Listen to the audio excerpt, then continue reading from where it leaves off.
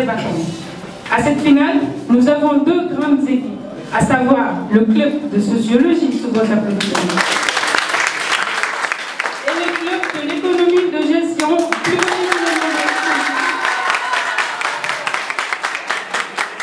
La journée a été initiée par effectivement la commission pédagogique de Keur Massar dans le but de permettre aux étudiants d'avoir l'art de bien convaincre le public d'abord, mais aussi de bien partager des idées et de pouvoir faire comprendre le public toute la qualité de notre cher pays. Ainsi, nous allons accueillir un grand monsieur qui a tout fait pour aider les étudiants de l'Université virtuelle du Sénégal, particulièrement dans l'espace numérique ouvert de Keur Massar. Ce monsieur ne cesse de se donner corps et âme pour nous aider à avancer. Veuillez accueillir monsieur l'administrateur de l'espace numérique ouvert de Keur Massar, monsieur Babou Diouf. Les débattants font partie de la formation de l'étudiant. Et comme l'a dit Ourey, nous constatons que le nom de Keur Massar, chaque année, organise ces débattants. Mais quoi qu'on puisse dire, nous pouvons constater avec satisfaction que le bénéfice de cette année quand même a porté le flambeau très haut. C'est ça le développement. À chaque fois qu'on règle un problème, je me dis que ce problème-là devrait être éradiqué. Et c'est aller de l'avant qui est notre objectif tous les jours, qui doit être notre objectif de tous les jours. Je remercie le Bénin qui nous accompagne dans tout ce que nous faisons aussi. Si nous parvenons à distribuer des machines, 900 machines en 3 jours, ou bien 1000 machines en 3 jours, nous permettre aux étudiants de prendre possession des cours, ça c'est grâce au Bénin. Moi seul ne peux pas le faire. Aujourd'hui, je ne vais pas être très long parce que c'est un jour de satisfaction, comme le disait quelqu'un dans cette salle. Je commencerai par dire Alhamdulillah, parce que ce n'était pas facile en tant que Bénin, qui est constitué d'une équipe soudée, solidaire, compréhensive,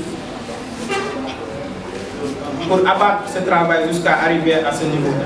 Je pense que c'est très important pour nous aujourd'hui de réunir encore tous les étudiants pour terminer c'est-à-dire les activités pédagogiques et sportives. Je pense que c'est important. Et sur ce, je tenais vraiment à féliciter et à remercier de tout cœur le président de la commission pédagogique, M. Mohamed Bodian, et son équipe. Monsieur l'administrateur de l'ENO de Keur Massar, M. Diouf, monsieur le personnel de l'administration de Keur Massar, chers membres du jury, chers invités, chers représentants des Bénins, monsieur le président de la FENEV, mesdames et messieurs, en vos titres et qualités, bonjour et merci de votre présence en cette journée académique. Je m'appelle Mohamed Lamine Bodian, étudiant en multimédia, internet et communication, ENO de Keur Massar, également président de la commission pédagogique. L'estime et l'honneur qui me revient aujourd'hui de prendre la parole en tant que responsable du Bénin, mais également président de la commission pédagogique, est pour moi une occasion inestimable que je voudrais alors saisir pour parler du projet qui nous rassemble aujourd'hui ici, dans cette auguste assemblée. La commission pédagogique est une cellule principale du Bénin. Elle est avant tout une unité de communication entre l'administration et les étudiants dans le cadre de l'apprentissage. Elle recueille les suggestions et avis des étudiants et prend en compte tous les besoins nécessaires des étudiants pour assurer la formation, l'éducation, l'encadrement, l'implication permanente des étudiants dans leur université. Initier cette compétition de débattons que nous appelons jeu oratoire, débattons interclub, pour permettre aux étudiants de se départir de leur ordinateur pour débattre sur des faits socio-économiques, culturels, politiques et juridiques pour renforcer nos capacités intellectuelles. Prenez note, pour ceux qui ne connaissaient pas le thème du jour. L'ubiquité du réchauffement climatique fait trembler même les grandes instances mondiales. Toutefois, peut-on se développer aujourd'hui sans polluer.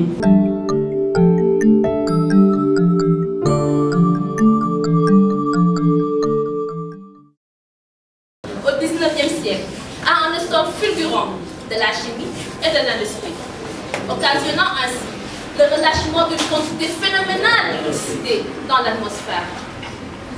Les scientifiques d'autant ont minimisé les actions de l'homme et ont pensé que la nature pouvait se trouver. Erreur, car un siècle plus tard, entre 1995 et 2006, nous assistons aux 11 années les plus chaudes depuis 1850, date à laquelle ont commencé les prélèvements de température à la surface de la Terre. Nous amenons ainsi même au cœur du débat de ce jour, à savoir l'ubiquité du réchauffement climatique fait trembler même les grandes instances mondiales. Ainsi, nous posons la question à savoir, toutefois, peut-on aujourd'hui se développer sans polluer? Pour pouvoir comprendre de quoi il en retourne, il est indispensable de saisir même l'essence des expressions que sont l'ubiquité du réchauffement climatique, les instances mondiales, se développer et sans oublier polluer. Évidemment, à compter de la moitié du 19e siècle, là, on commence à prendre conscience des activités inédites sur l'environnement, à commencer par les États-Unis, sur la déforestation. Et devinez ce qui va marquer les esprits. C'est les industries en Europe. Mesdames et messieurs, chers membres du jury, chers collaborateurs, l'ubiquité du réchauffement climatique fait trembler même les instances mondiales. Toutefois, peut-on aujourd'hui se développer sans polluer? Alors n'y pensez même pas, car c'est non, non et non. Dès l'entame, nous vous proposons une définition conceptuelle des termes de notre sujet, afin que toute zone d'ombre pouvant empêcher la réception de nos arguments soit dissipée. D'abord et avant tout, qu'est-ce que l'ubiquité? Du latin ubi, qui signifie partout. L'ubiquité ou l'omniprésence est la capacité d'être en tout lieu et en plusieurs lieux simultanément. Dans une optique que je qualifierais d'obsolo-développement, l'homme a toujours adopté une démarche très immature et égocentrique vis-à-vis de la nature. Animé par une course effrénée vers une mode de production de masse depuis la révolution industrielle. C'est l'action combinée de nombreuses activités humaines qui a abouti aujourd'hui à un phénomène planétaire connu sous le nom de réchauffement climatique. Ce dernier se traduit par une augmentation de la température dans les basses couches de l'atmosphère via l'émission de gaz à effet de serre. Ces gaz à effet de serre peuvent être naturels dans la mesure où tous les corps terrestres possèdent une capacité d'absorption et de réflexion de lumière et de chaleur et participent ainsi en réchauffement nécessaire et naturel de la planète. Jusque-là, il n'y a pas de problème, vous me direz. Mais en fait, si, il y a un gros problème. Car ces gaz à effet de serre peuvent aussi être additionnels. Et c'est cette cas de figure qui nous intéresse, car il représente un véritable frein au développement. Le changement climatique était déjà là depuis la nuit des temps, mais nous reconnaissons qu'il a pris une ampleur avec la révolution industrielle. Une révolution industrielle tellement de nouvelles formes de vie, de nouvelles formes de production, avec des activités pouvant favoriser l'émission de gaz impactant dans l'atmosphère. Ces 40 dernières années ont enregistré 60% de la hausse de la température. Et notre cher 21e siècle a enregistré à seul les 13 et 14 années les plus chaudes. Mais retenez que développement sans pollution sera difficile, quasi impossible. Là, c'est vrai. Quasi impossible, je vous le dis. Car vouloir lutter contre la pollution, le changement climatique, dans un monde capitaliste où le maître mot est croissance, mais ça relève de l'utopie. La seule question à se poser aujourd'hui, mesdames, mesdemoiselles et messieurs, c'est que pour ne plus polluer, nos entreprises sont-ils prêtes à nous faire travailler moins au risque de voir chuter leur chiffre d'affaires? Car qui dit sans pollution dit décroissance, dit baisse de la consommation, donc baisse de la productivité. Le développement durable, c'est l'ensemble des changements structurels et comportementaux de la population d'un pays, mais aussi que cette population-là puisse subvenir à leurs besoins actuels. Je dis actuel, sans compromettre celui de la génération future. C'est ça le développement durable. Le réchauffement climatique, la pollution, les grandes instances mondiales, l'économie. Tout ça englobe ce que donne la condition de la vie humaine dans le monde. Ils disent qu'on ne peut pas se développer sans polluer. Je vais prendre un exemple très parlant, ce qui est les États-Unis. Tenez-vous bien.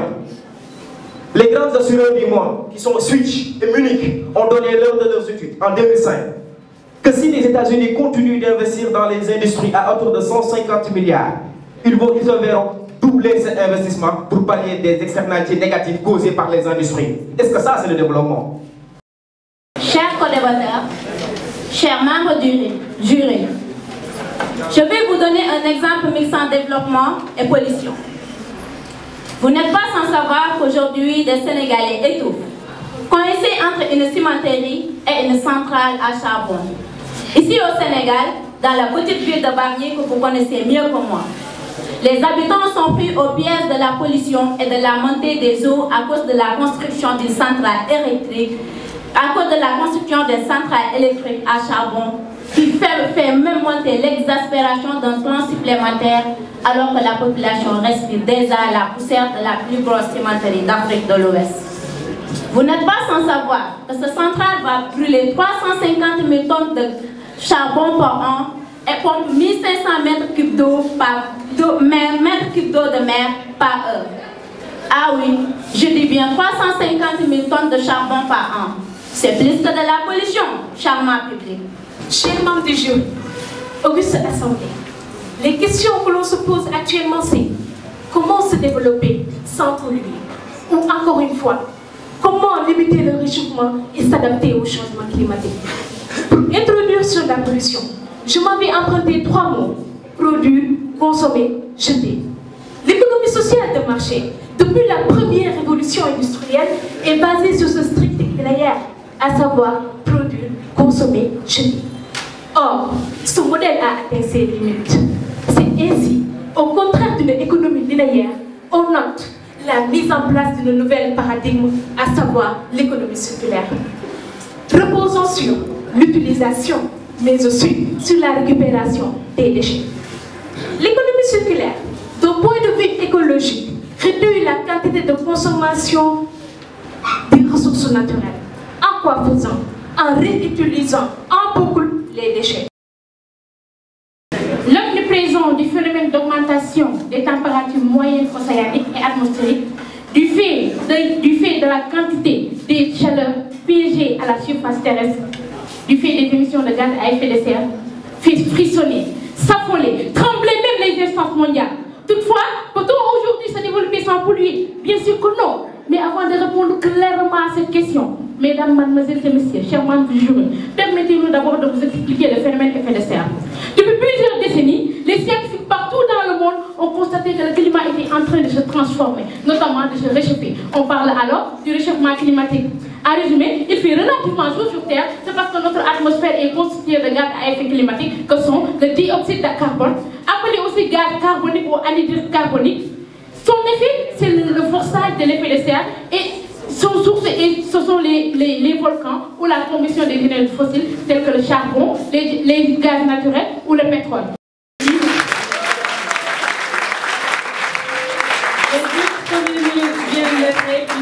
On va passer aux 5 minutes suivantes. Progrès du progrès. La santé sans la santé, on ne peut rien faire. En fait. Il ne faut pas se prospecter dans le développement. Et la santé, c'est primordial la vie humaine. Je vais parler sur la santé qui est bouleversée à cause de la pollution, à cause de la recherche du développement. Avec le réchauffement climatique, comme je l'ai dit tantôt, aucun n'est épargné. Il n'y a pas de frontières en fait. À cause de quoi? Sans abri. Les pays qui sont dans les Alpes, Europe du Nord, qui sont dans les côtes de la planète Terre, se verront se déplacer à l'intérieur du reste du monde. Vous voyez? Encore une fois, lorsqu'on a pollution, c'est quoi? C'est lorsqu'il y a excès de gaz à effet de serre. Lorsqu'on devait à l'environnement, on excelle. C'est ça, la pollution. Chers membres du jury, auguste assemblée, je vais encore vous donner, je vais permettre à ma coéquipière de vous donner les politiques. Petite politique, hein, parce qu'il y en a d'autres, on va les citer. Petite politique, elle va vous énumérer toutes les politiques qu'on peut se développer. D'abord, en stabilisant la pollution, diminuer la pollution, enfin. À l'eau, aux équipements géostratégiques, à l'écosystème. C'est pour cela, les grandes instances mondiales, à l'image de l'Union européenne, de l'ONU, des ONG, se sont regroupés. Si tous ces pays se sont regroupés et se sont engagés à pallier à ce fléau, c'est parce qu'ils sont conscients que se développer, c'est se soucier de l'environnement. Chers membres du jury, Notre environnement est menacé. L'avancée des mers, la fonte des glaces. D'ici 50 ans, des scientifiques ont dit que si on continue la pollution, d'ici 50 ans, l'air ne sera plus respirable. À quoi bon se développer si on coule à notre perte? Et bonjour la femme, bonjour l'apocalypse. Donc, visons à un développement durable. Je vous remercie. Lorsque je faisais mes recherches, il y a quelque chose qui m'a fait pleurer. C'est quoi? En Afrique, je vous dis, en Afrique, d'ici 2020, on souffrira ce qu'on appelle un stress hydrique. C'est quoi? Le manque d'eau. Causé par quoi? La salinisation. L'eau de mer va se mélanger avec l'eau douce. Lorsque l'eau est difficile à avoir, et l'eau est tellement indispensable dans la vie de l'homme, est-ce que ce développement, ces personnes-là pourront conquérir à ce développement? Encore une fois, cher club sociologie, vous êtes là pour l'étude de la société.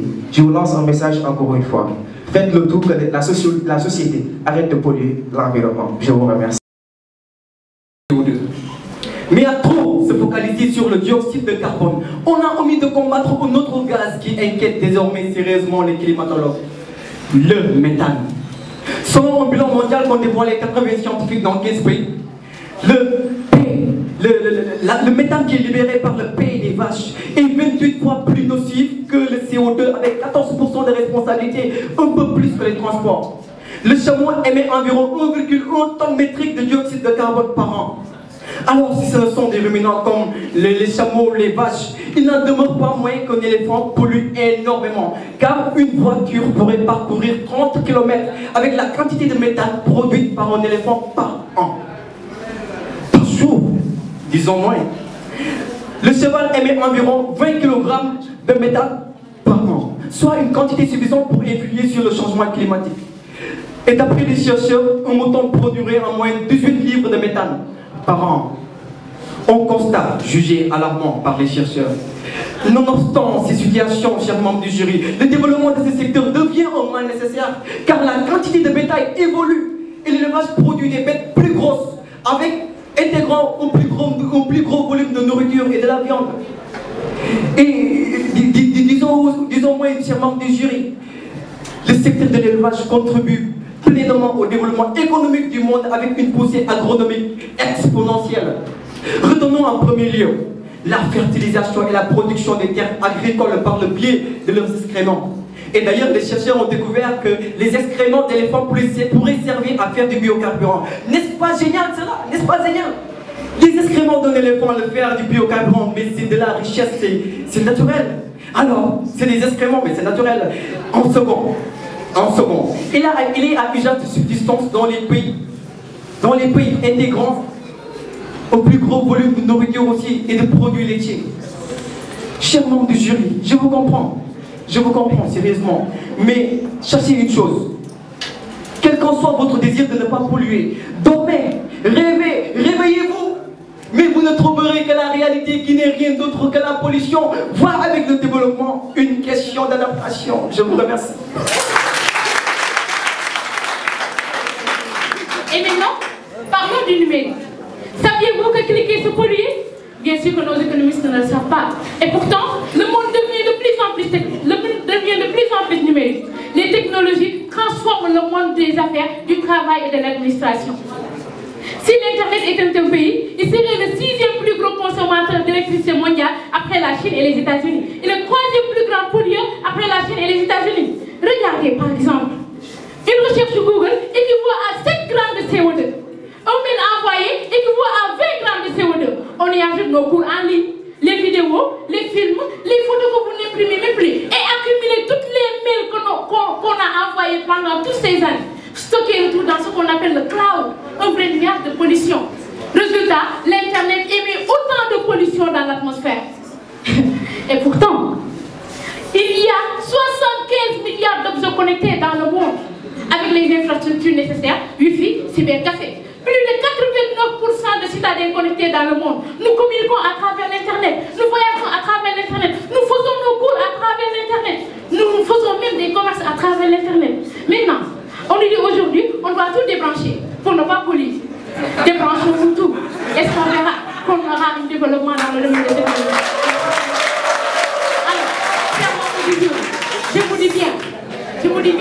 développement et pollution sont unis. Développement et pollution sont homogènes. Développement et pollution sont intrinsèquement liés. Je vous remercie. 100 minutes, mais on va en profiter. On va en profiter pour inviter ici le directeur des ENO, M. Adama Diallo, sous vos applaudissements.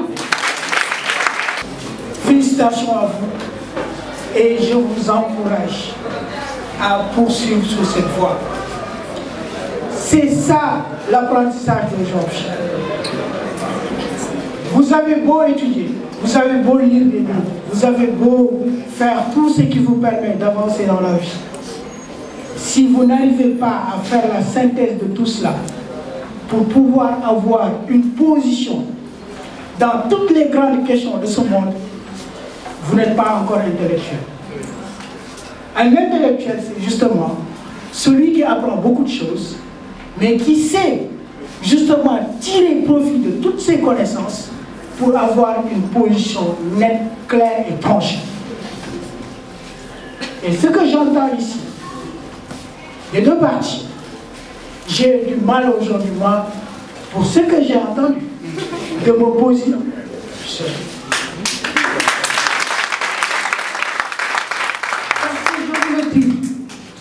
Les arguments ont été de... Non mais vraiment, ça a volé haut quoi. Oui, il faut que je sois entouré par les membres du jury, par peur d'être agressé. À ma gauche et à ma droite. Comme ça, on ne va pas m'agresser. Tellement que la compétition était serrée, et le jury, après concertation, très sérieux, on a polémiqué, on a fait un vote à l'interne pour départager les deux équipes. Mais avant de vous donner l'équipe championne, nous allons d'abord présenter le meilleur débatteur et la meilleure débatteuse. Donc je vais commencer par la femme, parce que la femme c'est la vie. Donc la meilleure débatteuse, c'est Fatou Kiné Biaye.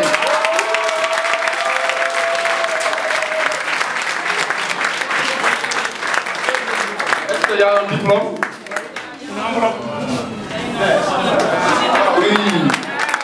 Il y a une enveloppe bien fournie, bien garnie. Hein? Félicitations, Mademoiselle Biaye. Donc, elle a une enveloppe bien fournie et bien garnie. Ok, maintenant nous allons passer par le meilleur débatteur. Le meilleur débatteur est M. Abbas Diouf.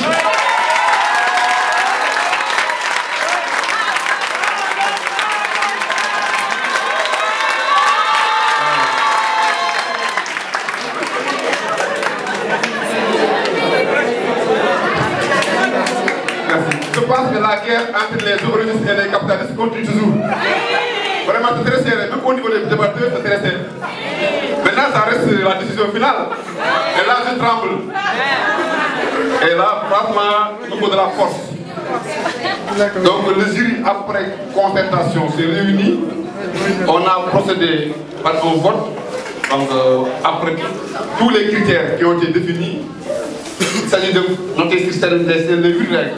Sur la maîtrise, la pertinence, le port vestimentaire, la pertinence du sujet, sur le thème, la conceptualisation, tout.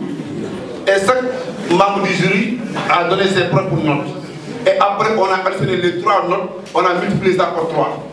Et qui nous donne la note finale. Vous savez, nous sommes au nombre de 3. Si on était 2, ça serait difficile de nous départager. C'est pourquoi nous sommes impairs. Donc, c'est parce qu'on est impairs, c'est parce que nous sommes imparfaits. N'est-ce pas? Et il y a une fille, après la finale, à 14h, vous allez manger pour Dieu. Donc, ce qui me pousse à... Diabouguinar, oui. On a droit aujourd'hui à un Diabouguinar. Parce que l'autorité vous donne à Mouraï. Et vous avez fait quelque chose de grandiose. Maintenant, ce qu'il veut dire... Oh. Les deux équipes qui sont bien travaillées. Et c'était pas pour le problème de la série. Il y avait une équipe qui étaient en compétition. Mais l'équipe, une équipe a été déclarée championne des épreuves de département à l'école de Kermassar. Il s'agit de l'équipe de la sociologie.